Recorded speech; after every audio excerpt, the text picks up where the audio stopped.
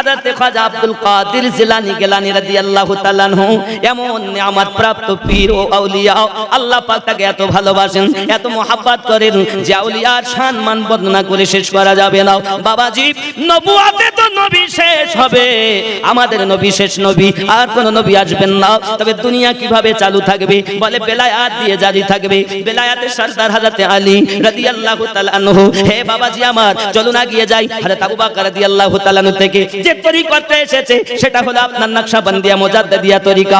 আবার এই তরিকতে দুই রকম ফায়েজ আছে বাবা, কারণ এখানে আলী পাকেরও ফায়েজ, ওখানে সিদ্দিক আকবরের ফায়েজ। এটার নাম নকশবন্দিয়া মুজাদ্দিদিয়া তরিকত। জোরে বলেন সুবহানাল্লাহ। হে বাবাজি আমার, শুধু তাই নয়, গাউসে আজম আব্দুল কাদের জিলানী গিলানী রাদিয়াল্লাহু তাআলা আনহু এমন পীর, এমন মুর্শিদ দুনিয়ার জমিনে, ওনার কাছে একজন মহিলা গিয়ে হাজির হয়ে গেছে। হুজুর, আমার বাড়িতে 6টা আপনার কিনা মেয়ে হয়েছে, একটাও ছেলে হয় না। হুজুর, আমার উপায় কি? ছেলে দেয় কে? আল্লাহ দেয়, সন্তানও দেয় আল্লাহ।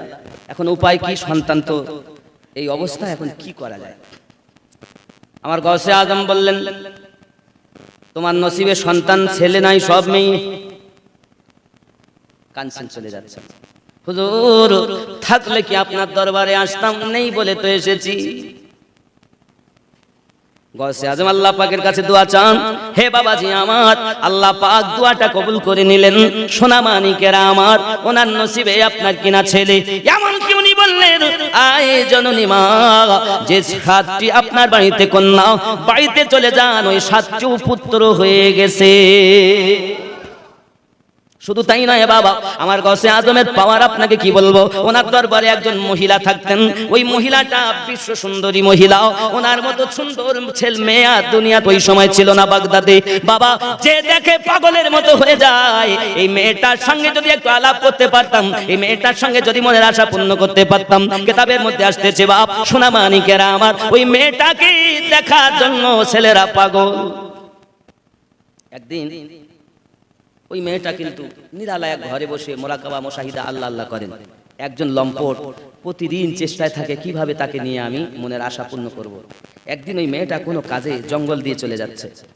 যেতে যেতে বাবাজি আমার দেখতেছেন, ওই ছেলেটা বদমাইশটা অনেক আগে থেকে সংবাদ পেয়ে ও কিন্তু আগে থেকে সেখানে জঙ্গলের কাছে গিয়ে অপেক্ষা করে। বাবা সোনা মানিক যেই নিরালায় ওই মেয়েটি একা একই যায়, এমন সময় ওই বদমাইশটির সম্মুখে এসে হাজির হয়ে গেছে।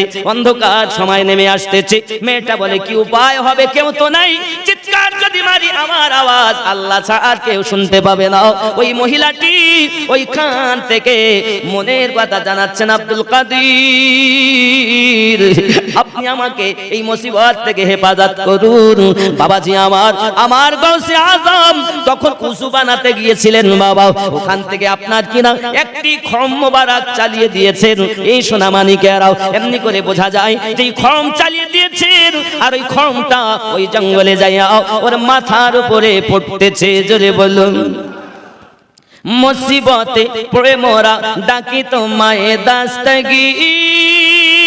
দাস্তগীর, মুসিবতে উদ্ধার করো ও গো মোদের বড় পীর। সুবহানাল্লাহ।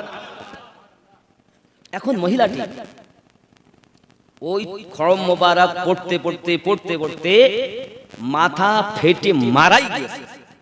ওই মহিলাটি আমার গাউসে পাকের খড়মটা নিয়ে আসতেছেন। সুবহানাল্লাহ। নিয়ে যখন আসলেন, আসার পরে গাউসে পাকের কাছে সবকিছু বললেন। হুজুর, আমি আপনার খড়ম পাক দেখে চিনতে পেরেছি যেটা আমার গাউসের খড়ম। জোরে বলেন। আমার নবী পাকের নালাইন মোবারক আরশে আজিমে তাজ হবে।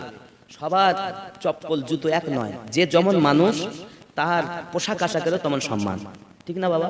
আপনি একটু হিসাব করেন, ইট ভাটায় তৈরি হয়েছে, ইট কিনে এনেছেন, কিছু ইট দিয়ে মসজিদ বানাচ্ছেন, আল্লাহর ইবাদত করছেন, কিছু ইট দিয়ে পায়খানা ঘর বানাচ্ছেন, বসে বসে মজা করে পায়খানা পেশাব করছেন।